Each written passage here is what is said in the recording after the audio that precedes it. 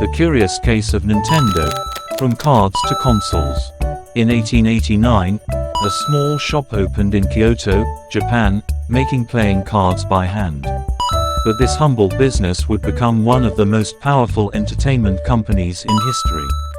The founder, Fusajiro Yamauchi, specialized in hanafuda cards, traditional Japanese playing cards. But these weren't just any cards. In an era when gambling was illegal, Yakuza gangsters were his best customers. The cards became known in Japan's criminal underworld for their superior quality. The company thrived for decades. But in 1956, the young president Hiroshi Yamauchi made a shocking discovery. The entire playing card industry was controlled by organized crime. His company was trapped. But what happened next would change entertainment forever. He made an unthinkable decision: to visit America.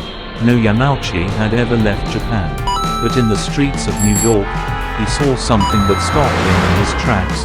The world's largest playing card company operated out of a tiny office.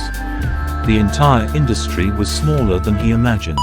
Back in Japan, he tried everything. Playing card vending machines, instant noodles, even a taxi service. But each venture failed. By 1974, Nintendo was nearly bankrupt. Then a maintenance man caught the president's attention. Gunpei Yokoi was fixing assembly line machines. But in his spare time, he created a simple extending arm toy to amuse himself. Desperate for new ideas, Nintendo took a chance. The Ultra Hand sold over 1 million units. They rushed into the toy market. But American giants like Mattel dominated the industry. Nintendo needed something different. The solution came from an unexpected place: abandoned bowling alleys. After the bowling craze died in Japan, Nintendo bought the empty spaces cheap. But instead of reopening them, they transformed them into indoor shooting galleries using light gun technology. The idea worked, but then video games arrived. Space Invaders hit Japan in 1978. But Nintendo's first games failed miserably. They were losing millions. A young artist named Shigeru Miyamoto suggested trying something completely different. His weird idea: a story about a plumber saving a princess from a giant ape. Donkey Kong became a worldwide sensation. But arcade success wasn't enough.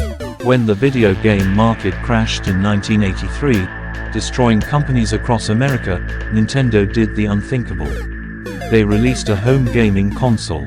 Retailers wouldn't touch it, but Nintendo rebranded their console as an entertainment system and packed it with a robot to hide that it was a video game. The plan worked.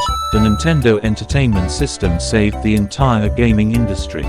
Today, that small playing card shop has created some of the most beloved characters in history.